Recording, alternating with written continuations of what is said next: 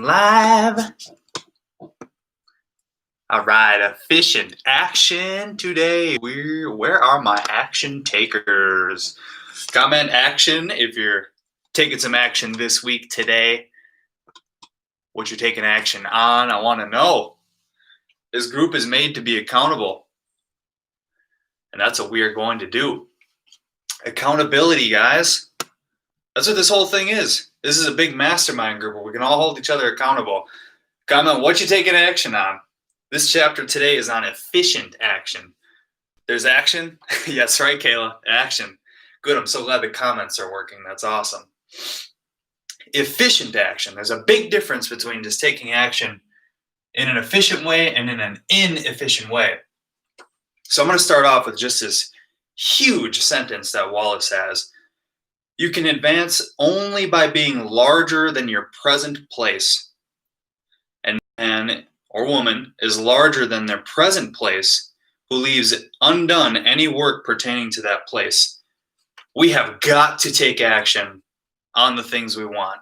That is the only way to get larger in our place. You must use the thought as directed in previous chapters and begin to do what you can do where you are, and you must do all that you can do where you are. I'm going to show you exactly how to do all that you can do where you are right now.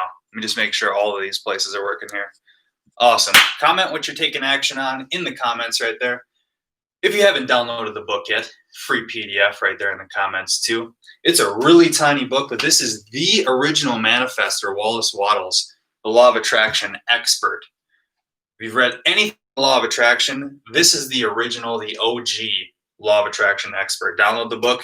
I've read it maybe 20 times, and there's something new in it every single time you read it. So guys, efficient action. What is the difference between just taking regular action and efficient action? Okay, so if you guys are taking action on a consistent basis, you know by now that you are focused on creating and not competing, okay? So if we're always in the creative mode, we should never be focused on competing, because if we compete, we are saying to infinite substance that there isn't enough. There's lack of. What does that mean when we have lack of? That means we instantly go into a mind of all the other things that we do not want. So if we compete with someone, if we're saying this person has something that I don't have, and I need to do more to get what this person has, we're instantly in a competitive mode, and we cannot be in a competitive mode when we're making and creating things, right? Exactly. Comment yes if that makes sense with creating over competing. So if we're always creating, that means that we are in a mind of expansion, okay? So when we're doing efficient action, we have to be doing it in a certain way. That means if we're doing an action that isn't related to what we actually want, like going out and drinking on the weekends or going out and doing things that don't pertain to our actual goals, if we do more inefficient actions compared to efficient actions, we will not get the goal. That's how it works. You have to be doing more efficient things rather than inefficient things, which makes perfect sense.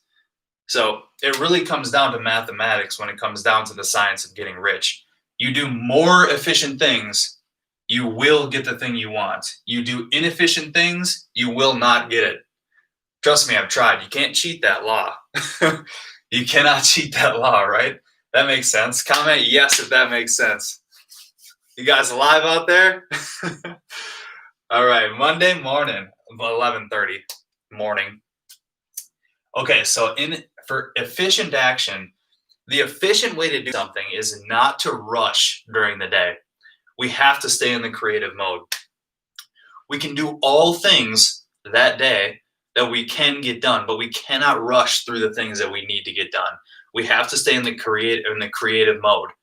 If we're rushing to get things done, things get sloppy. We know this, right? We start to lose traction, and we start to lose ground of the things that we really want because we're rushing through. We need to get it done and need to get to this thing a lot faster. Don't do that. There's no need to rush. The thing you want is not leaving.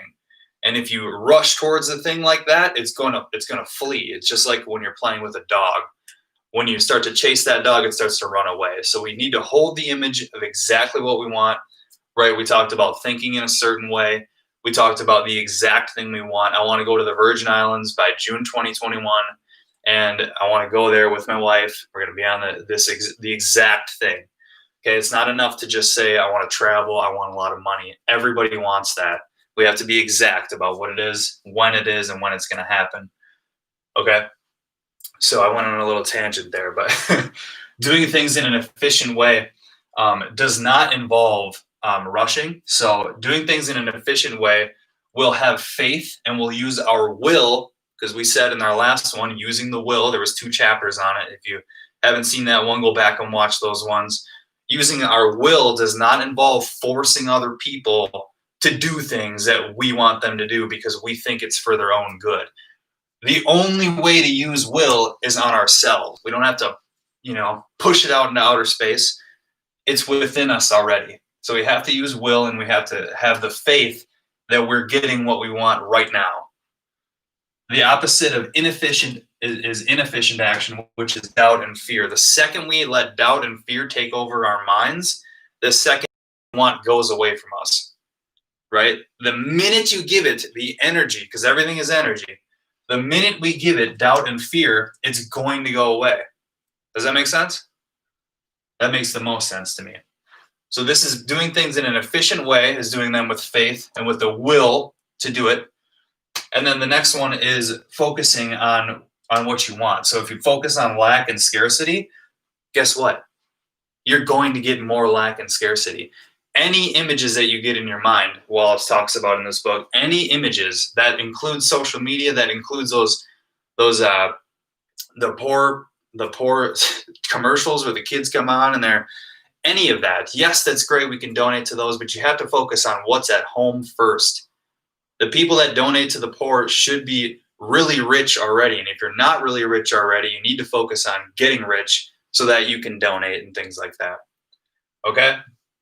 So lack and scarcity, we cannot focus on. There's no reason to focus on lack and scarcity. You have to focus on it being already yours, because being rich is yours. You have all wealth. By focusing on lack and scarcity, we're telling infinite substance, we're telling God that there isn't enough for me, when there is. All of it is for you, right?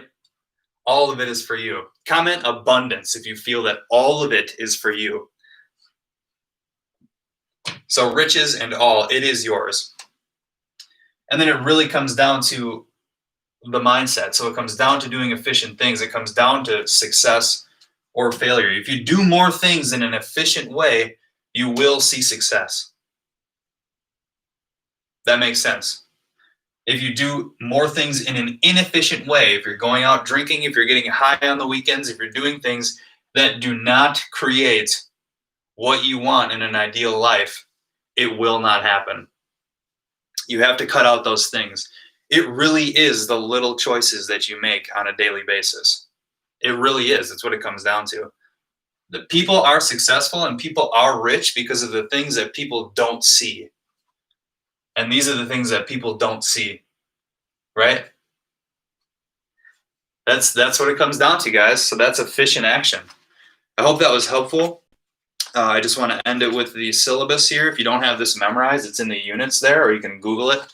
It's the syllabus from The Science of Getting Rich. So there's a thinking stuff from which all things are made, and which in its original state permeates, penetrates, and fills the inner spaces of the universe.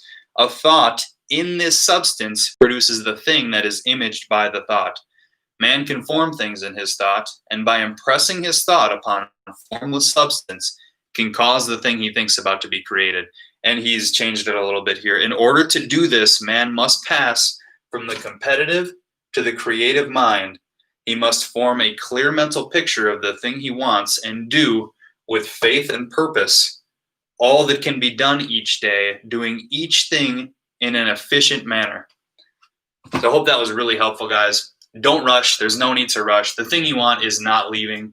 It's not being replaced by someone else. The thing you want is always there for you. It's there right now. Feel it into existence. All right? Let's go attack the rest of Monday. in an efficient way.